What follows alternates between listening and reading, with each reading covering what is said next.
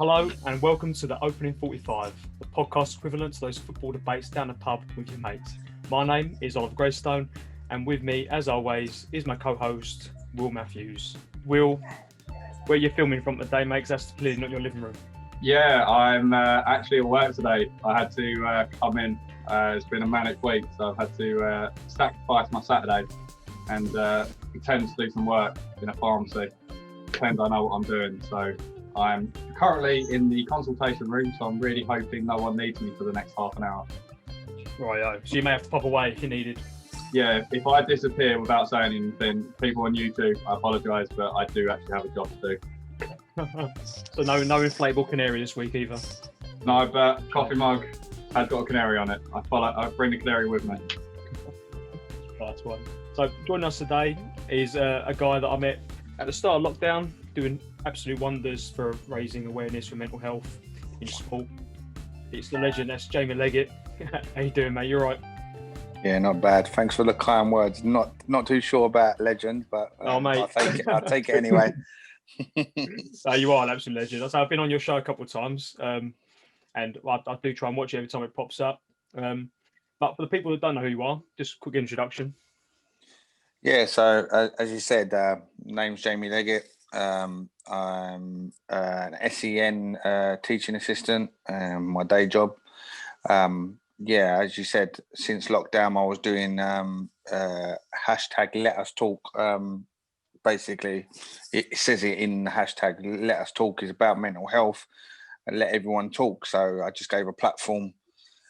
Didn't know how well it was going to go, but I just felt it was something I wanted to do for a while, and it just felt like it was the right time to do it. My dad had a struggle with mental health a couple of years ago.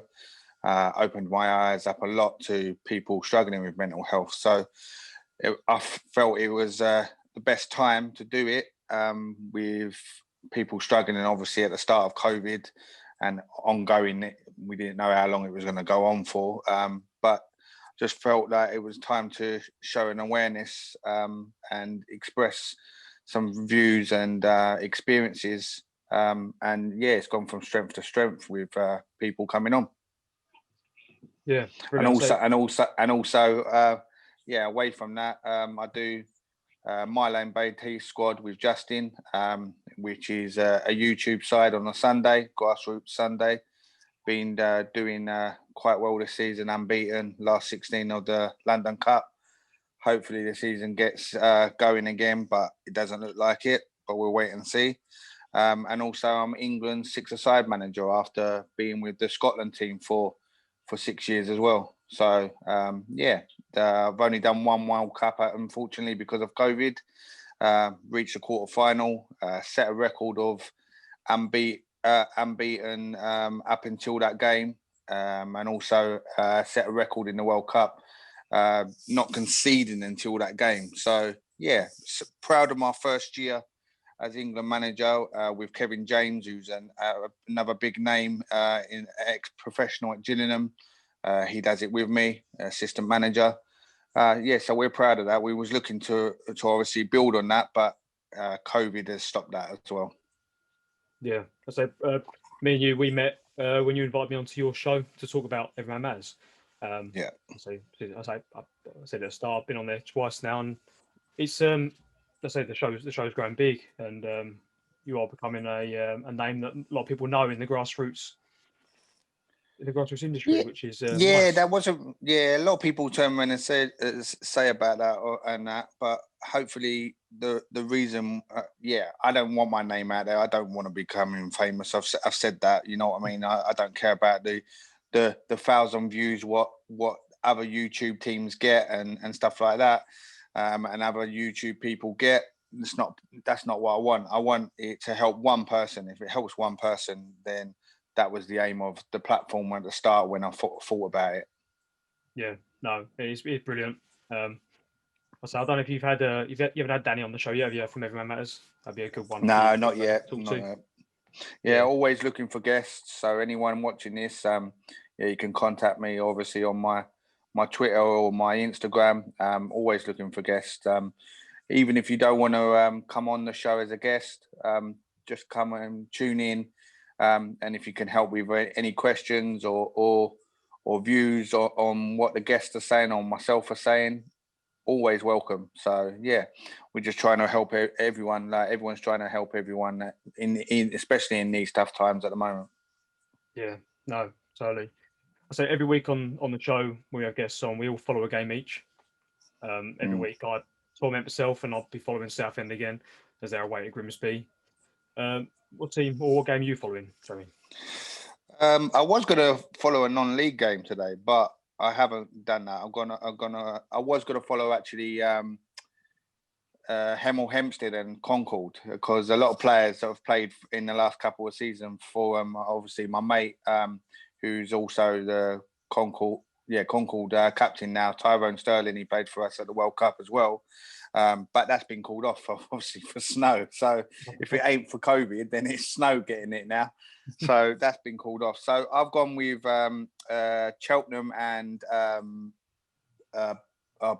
Bolton today, because I know two players. Unfortunately, one of them's not starting, but I know Jamie Maskell. He was at Dulwich for a long time with Kevin James and stuff like that. He come on loan when I was coach at Erith Town, so he's made a pro. And I also coached Alfie May as well before he went back into the pro game after a couple of years out of it. And he's come from a non-league setting. Both of them have come from a non-league setting, and they're now in a pro game. So, yeah, I'm following that at the moment. I'm not actually watching it, but I'm on their Twitter feed, and I can see what's going on. So, and now Alfie just been drawn. Cheltenham have just been drawn with Man City. So, buzzing for him. Obviously, gets to play against Man City. Boyhood dream probably for a lot of people to play against a big, massive club like that. Yeah, not many people very lucky. Say there's thousands of people play the professional game, but not many of them can say that they've played Premier League teams. No, 100%. We're rooting for him as a show then. So yeah. So who are you following, Will?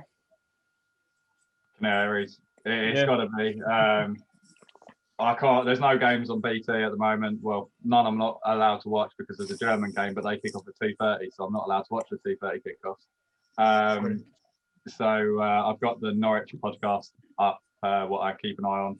I've no idea what the score is because the guy who does all the graphics isn't there, so I don't know what the score is. I think 1-0. I think. Is it? 1 sec. Let me have a look. Please tell me. Yeah, 1-0 Norwich. Oh, my phone didn't go off. Let's have a look. Yeah. Oh, Grant Hat. 3rd minute. Show how much I've been paying attention. Yeah, is it before the show started? In all fairness, before the show, I was like in and out. I was doing paperwork. My phone might have gone off. I don't know. But Grant Hanley, 1-0 in the 3rd minute. Yep. So I probably should pay more attention. You scored early, so plenty of time for you to pop that one. Yep. So still 0-0 my game. I'll be following that on Gillette Soccer Saturday and on Twitter as well. Shocking. Proper 6 point of that. Which is been nervous. I was going to pay to watch it, but now I couldn't bring myself to it. Isn't every game for Southend a 6 pointer though now? Well, yeah, after the start we had, it's pretty naff. But we're 4th in the form table now, currently, with one defeat since the start of December. You know, we're doing all right, but we're still in the relegation zone because we're 12 points behind us 1 point. You know, now we're like a point behind, and we win today. We go 2 points above Grimsby, sorry, and it's like a little bit more impressive. But you've got points in these games, and then you're right back in it, and you're playing against top teams next, and you've got to beat the teams around you as you don't stay up. Simple as that. Yeah, you're fifth in the form table. Sorry, I'm just looking on football web pages. Yeah. Yeah, no, you're right. There you go. It's only 2-0 Norwich. Oh, yeah, we're getting some goals this week then. Only Norwich. Yeah, won't care about them. There should be a division in between the Premier League and Championship because Norwich would just be perfect mid-table team in there. Which would be you versus West Brom every week, wouldn't it? Yeah. Well, yeah, but they've picked up a win today. Yeah, he's first one. Yeah. That's all I've got to say about that. I don't know. I haven't got the highlights, so I can't tell you what happened. Todd Cantwell scored. That's it. Be fair, I feel like he's too good to be in the Championship. No offence to Norwich, but this is where I disagree. Fair enough. Todd Cantwell was so inconsistent last season. He had about 8 quality games, but it's not an 8-game season. Yeah, but he's a young player, and I feel he's 22, I think he is, maybe 21. Yeah. But we've got younger players than him who are a lot more consistent. We had Jamal Lewis, Ben Godfrey, Max Aarons. Those are young players, and they were very consistent last season. Todd Cantwell, a little bit older. Yes, he's only just broken into the first team 2 seasons ago, but it was just inconsistency. I feel like with him, like it's one of them that everything's got to go through him, hasn't it? Like for him to play well as well. Like if he's not one of them that will just sit in midfield and just like hit challenges and just get on with his job. He's got to actually be like given the ball like constantly, hasn't he?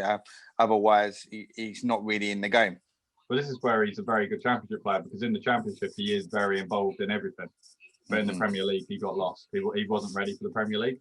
But he's gone back down. He's been injured for quite a lot of the start of the season, but he's got back into the team and he's finding his form again. It's good to see, but it's when people say he's a Premier League player. Yeah. He will be, but not yet. Yeah, that's what I mean. That's why football's always a game in opinions. Everyone's gonna think that's why we love it. Yeah. But, you said about he wasn't ready for the Premier League. I don't think any of that Norwich team was. Everyone knows that they shouldn't have gone up the season before last. No. You know, no. Well, we didn't plan on it, so we were in massive financial difficulties 3 years ago. Yeah. And then you weren't in a position to stay in the Prem. That's what I mean. You went up too early. We couldn't afford it. We couldn't afford to stay in the Prem. We just didn't have the money. But now we're looking at buying a player. I think we're going to get him on loan for the rest of the season. And then if we get promoted, we have to buy him for 7 million. Norwich don't buy people for £7 million. Yeah, that's what I mean. Now we've got a financial situation where we can't afford that. Well, it's very clever, because a lot of teams, they come down from the Prem, they take a parachute payment, and then they're in so much debt from when they try to stay in the Prem originally. Yeah, they end up in League One, League Two. Look at Bolton. Yeah, Portsmouth as well, Sunderland. It happened to Ipswich before. Yeah, exactly. The teams just come flying back down. Wigan. I don't mind that as a Millwall fan, though. Charlton going. Don't bother me. They've been sitting around around sort of League One Championship anyway for a good few years. But Wigan's the big one. Charlton. Yeah. But their finances, for them, hopefully for them, they're a bit more secure. But they start the season with an embargo as well, and we're in a really bad position. But like Wigan's the big example. Yeah, of course. Yeah, FA Cup. Yeah, FA Cup and then going down. So even in League One, they came down. They're signing big players to get back up, and then they obviously got back in financial trouble because they spent so much money. Where Norwich went up too soon, and the way they run the club like a business was brilliant. They went up, and it was like, this is a luxury. We're not going to throw all this money, because they knew that the money they did have isn't going to make a dent in what, it was. They had half a chance. They had half a decent side, and I like the way they just sort of stuck with it. Yeah, that's the thing that obviously once you've had that taste of Premier League football, a lot of clubs are like, we need to get back there as soon as possible, and it's like they feel money thrown at it. And sometimes it does work, sometimes it doesn't work, as been shown, as you said. But I just feel you need to be smart about it. It depends on how many players you lose, isn't it, as well? You know what I mean? Like Norwich, to a certain degree, how many players have Norwich lost from when they was relegated? Probably not many. We lost 2 big names. We lost Ben Godfrey and Jamal Lewis. Yeah. But they were big money sells. Yeah. So you've got that obviously that parachute, and also you've got the money come through themselves. So as long as you're not losing, I don't know, 5 or 6 or 7 players and rip the squad apart, you're in a good financial and also obviously squad wise, still to be able to probably challenge and get back out of and back into the Premier League. If you was ripped in the summer away like 6 or 7 players, in a way you're going to have to spend money if you want to get back in the Premier League. So it's one of them. It's like, oh wait, do we want to get back in the Premier League? Then I'm going to have to spend money. Yeah. Or wait a minute, we haven't lost 5 or 6 players, so now I can have that squad. Yeah, okay, we'll add a couple because we need to obviously replace the ones that are gone. Yeah. But it's not going to be as much money, is it? No. But the way it's worked with us is we did do it in the past and we ended up with financial issues. Now we've got a very good squad, and we were quite smart for the previous 3 seasons when we had financial difficulties. We got these players who had been at big clubs but had to go down in the German business league as to like the second, third, fourth division, brought them into the championship, gave them a season, and then we went up with a very strong championship side. But these are players who we got for hundreds of thousands of pounds or free transfers. And that's because of the manager, isn't it? And the system, what he had, or the players he knew from obviously that league. So it was good, and it worked out that way as well. You could look at Leeds as well, where how many like foreign players they have in there are built around some of the players what have come out of their youth system and stuff like that. So it's the structure of the whole club, and you could say that from Premier League all the way down to even non-league. It's I feel like you need to build a structure in your club to be set up to succeed. Otherwise, sometimes, don't get me wrong, throwing money at it does work, but you're looking at it like it can be a failure. And if it's a failure, then you're looking at 5-6 years that you're gonna probably be behind and looking to recover. Yeah, 100%. Yeah. I mean, even further down, you can look at Bury, who were in League One, got relegated. They kept their team together. They kept all their big players. They then went back down into League Two and then won promotion back. Yeah. Meanwhile, they were absolutely smashing the bank and were building up a ton of debt. I don't know the ins and outs of it. I've not really looked into it, but it was mismanaged because they kept all these players. So when they go up, they were back in League One. They didn't play. They got promoted to League One, then were kicked out of the Football League. And you think like, Southend had it this season where they went back down to League Two. They got rid of the whole of their squad and were playing youngsters. But we're sitting rock bottom of the table for 4 months until we can get the embargo lifted. But you'd rather that than just break all the rules, build up a load of debt, and just dissolve. Yeah, 100%. Yeah, you can't. Like, you look at Bolton as well. There's exactly obviously watching them today or whatever.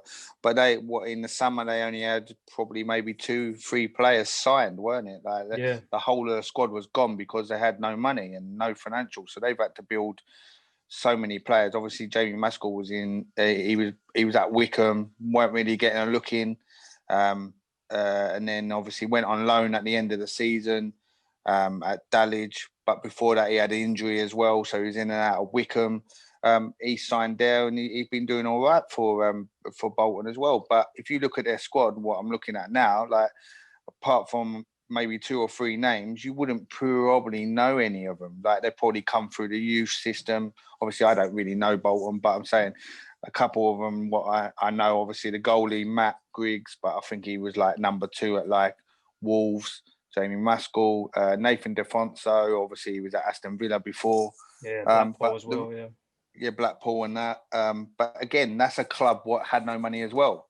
So like it's one of them that you look at the side and they probably built it from maybe the youth section or maybe people what are performing at non-league level and they've had to go and do that.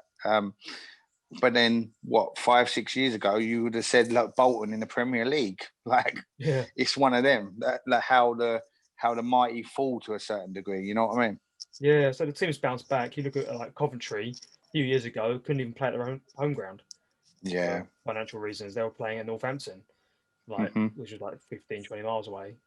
And now they're back in the Championship, back at their stadium, and with fans, they're getting like 20,000 fans in the stadium. And teams do bounce back, but you think there's a lot of people that mismanage clubs and can just bury them into the ground. I mean, I don't know if you've watched the Sunderland documentary, where that's basically highlighting the fact that chairman just built up so much debt, and this club was just sinking. Yeah. And without a change of chairman, they'd probably be like League Two now. Well, so what? Like, obviously, speaking of obviously in the non-league as well and stuff like that. What are your thoughts? Obviously, both of you, like on of people playing today in the FA Trophy. Like, I'm just looking at the scores. That's why it reminded me. But they're playing in the FA Trophy, but the elite sides, as you say, elite or whatever, Conference South and Conference North of all, and the Conference have all been playing. But you've got teams like obviously like Hornchurch today, like they're playing. Like other teams, what are in the Ryman, Haringey Borough, like and stuff like that. Teams like that, they've not even trained for how long now? They've not played a game for how long now? Yeah. Like, but then they are allowed to play this game. But if they get knocked out, obviously it looks like their season's done because it's going to be null and void most of it. But if the season gets null and void, but then they're still playing the FA Trophy. They ain't even played the FA Vars or FA Trophy final from last season. Yeah, which is probably not going to happen. So you've got teams, Concord in a final for the first time in the history. Never going to happen. It's not going to be played. It doesn't make any sense. Yeah, I think it's. We even had Marine against Tottenham. Yeah. The Marine haven't played. They're step 4, and they've not played basically all season, and was won a cup run. I think coming from a medical point of view, because I work in a pharmacy, part-time or semi-pro part-time football players, it's hard to kind of control them. If that makes sense, because you've got all the social distancing. For me, so I don't dispute that they should. I don't say they should be playing. I think there needs to be something done to protect them more, or actually treat them. I get that, but what I'm saying is like Haringey Borough are beating Oxford City now, 2-0. So they've not trained, they're winning. They're going to win this. Hopefully, they go on to win. Obviously, it's it's not half time yet. But if they go on to win, they're still not training. But then they got the FA Trophy maybe again next round in 2 weeks' time. But they're allowed to play that, but they can't play no league games.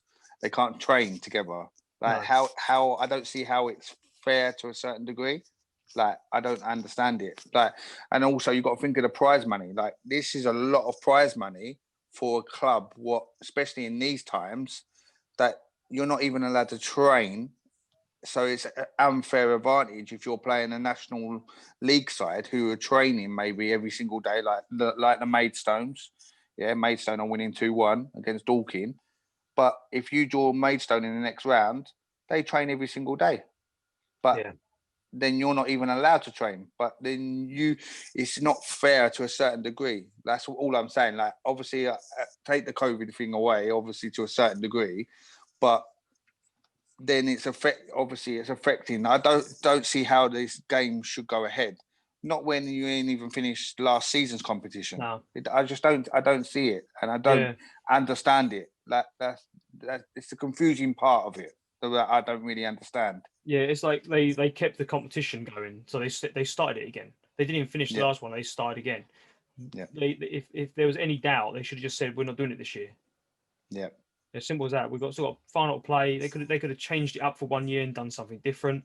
They could have done it like in a sort of a group stage thing, because then it gives you a buffer. They could have done anything different, but it's like we go even like the FA Cup again. So all the non-elite teams enter that, and like like Marine, I think how far they got is amazing, But it's weird because then you go, well, how can they play? And then you look at Tottenham got to that round because they couldn't play against Orient, and Orient were told that basically that you're out of the competition. Oh, it happened earlier on in that was the League Cup, wasn't it? Huh? That was the League Cup, wasn't it? Yeah, or even but it was in the non-league as well. I think it was Holland and Blair. Holland and Blair got thrown out against Hastings, I think it was, or someone, I can't remember who it was, but they got thrown out because there was a positive case of COVID.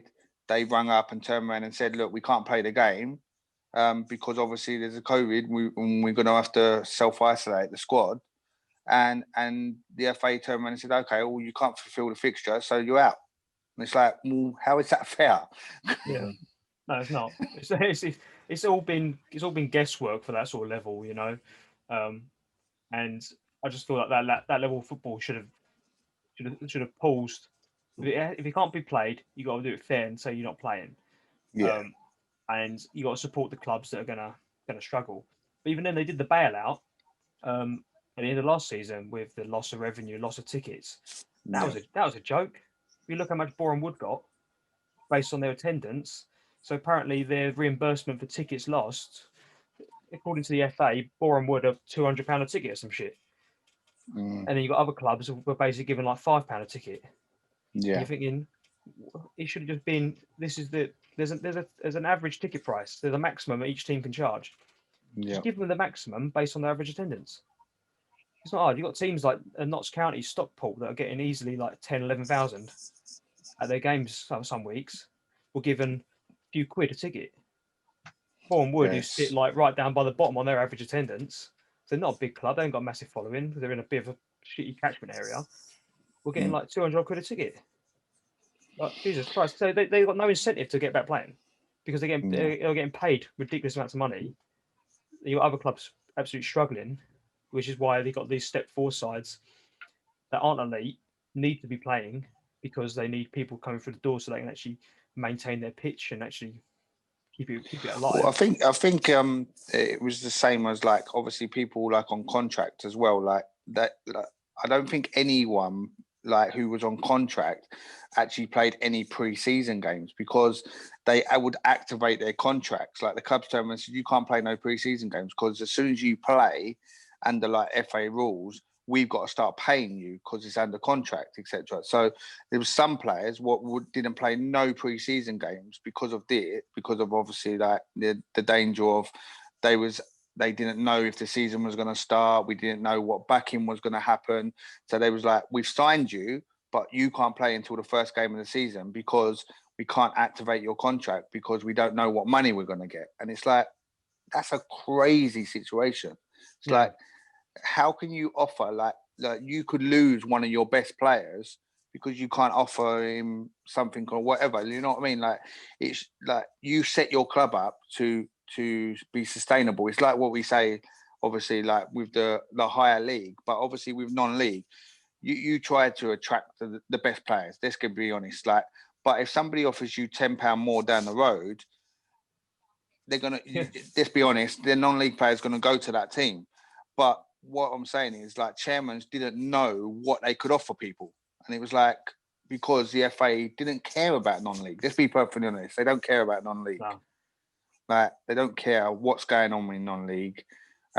That's why obviously there's all these rumours, obviously, of is it just going to be scrapped and grassroots now? It's just going to go under grassroots and not under the FA banner or whatever. Hopefully that's not the case because look how many players have come out of non-league or whatever you want to call it. Like you can't just scrap it just because you don't want to pay or help. Like how is that? Like a lot of people are going to be very, very angry about that situation. yeah. I think it all comes from like, in my opinion, I'm not a Premier League fan. I don't Mm. support Premier League teams. I don't.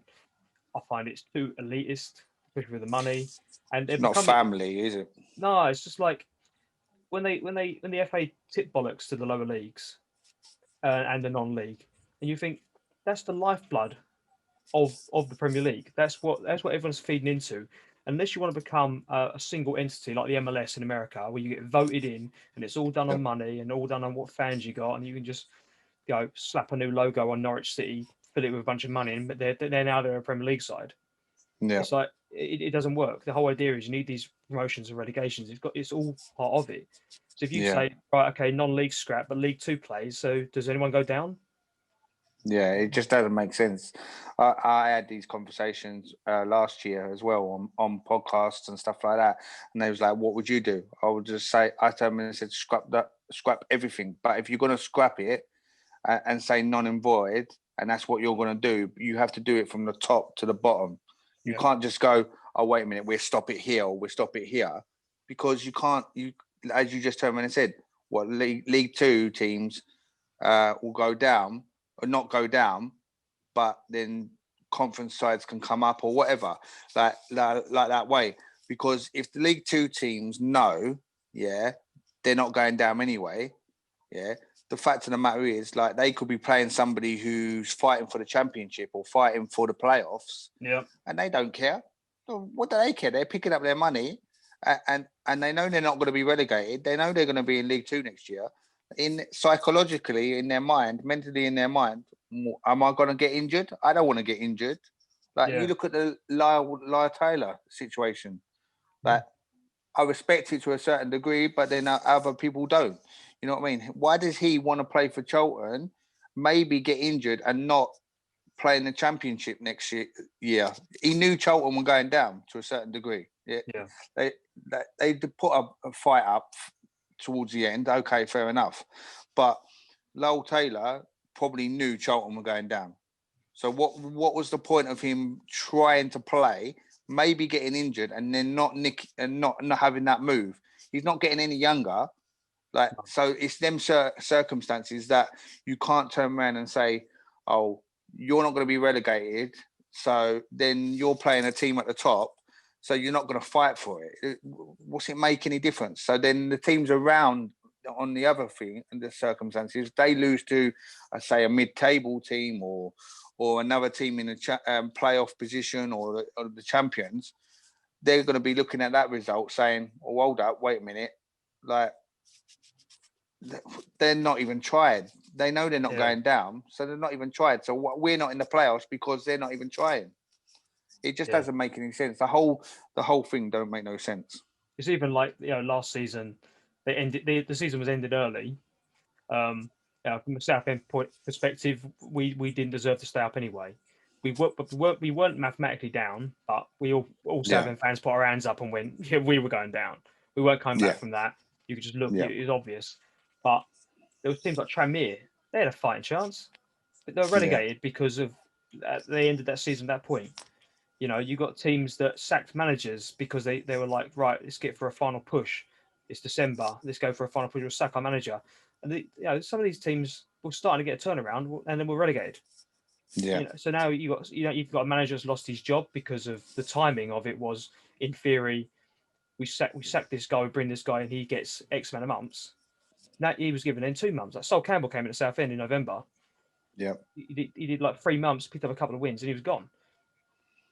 How much money do you reckon he was getting? Exactly. So you think, for that amount of time, he didn't keep us up. Kevin Bond obviously lost his job, and then what's his name? I can't remember the guy that came in after him now. He lost his job as well because he was replaced with Campbell. Yeah.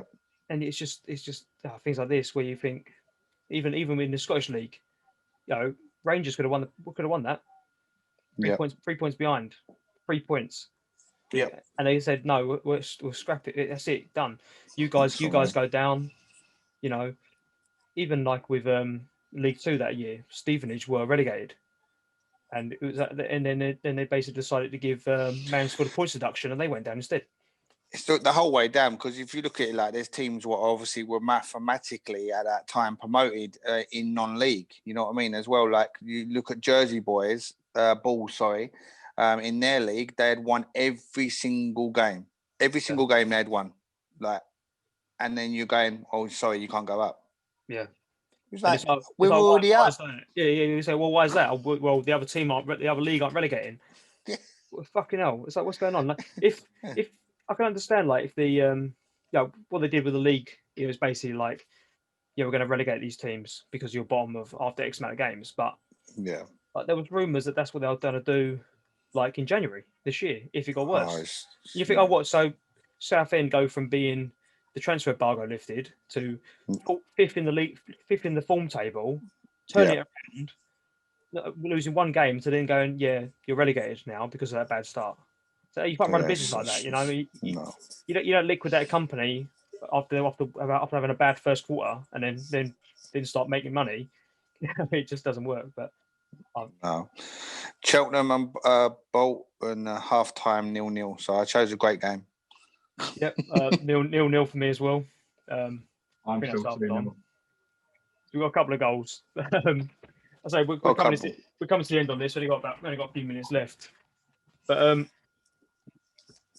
if you want to highlight where can people find you? I know you're predominantly on Instagram. Yeah, so Twitter and Instagram. As I say, yeah, Jamie Leggett. So on Facebook as well, which is obviously LEGGETT. But I'm mainly on just Twitter and Instagram for all the mental health side of it, and also obviously the England side of it and stuff like that. Yeah, I think England one is England_6aside. Can't remember now. I'll send it over to you later. Yeah, And we'll get all these. We'll get all these up on the screen anyway. Yeah, so I'll send it over to you later and we can sort that out. But yeah, my personal one, again, obviously, the England one, obviously, as well. Sorry, Leisure Leagues, who are massive with us, they're pushing mental health as well, getting their leagues up and running as soon as possible after COVID. They done that last time as well. It's a massive thing. It's the biggest one in the UK and in the world for six-a-side football. So yeah, it's promoting it massively because of obviously the mental side and physical side. We're all missing that at the moment. So Leisure Leagues are on Twitter and Instagram as well. But my personal one is Jamie Leggett 1 on Twitter, and then on Instagram it's Jamie.Leggett 1985. So again, Leggett is LEGGETT. But yeah, anyone struggling at the moment, if you can reach out to me, watch back obviously the Let Us Talk lives. If you feel you're comfortable enough to talk to me, or if any of my guests, as they all said in the past, they're open for any DMs to help, but don't struggle on your own. Basically, that's our message. And also, obviously, everyone who, if somebody does come to you, you must listen to them. You might not have the answers, but at least listen. And then you might be able to pass them on to somebody who may have the answers. But that's the most important thing. Listen and open up and let us talk. Yeah, brilliant. And when's your next show of Let's Talk? Next Friday. They at the moment, they're all on the Friday at 7 p.m. So on my Instagram, as I say, 7 p.m. Let Us Talk live. Awesome. Yeah, thanks for coming on today, Jamie. As I will definitely get you on again in the future, and especially for the extra show as well, which we are hopefully recording this week, and that should be out on Thursday with a yet to be announced guest. So head over to Jamie's Instagram, give him a follow, and tune in on Let Us Talk on Friday as well with some great guests. And if you like the show today as well, drop us a like, hit the subscribe button, hit the bell so you know when we drop another episode. Go follow myself on Twitter and Will. Tweet at us as well with any sort of opinions or thoughts that you've had of anything we've spoken about. And until next time, this has been the Opening 45, and we'll see you next time. Cheers, guys. See you later.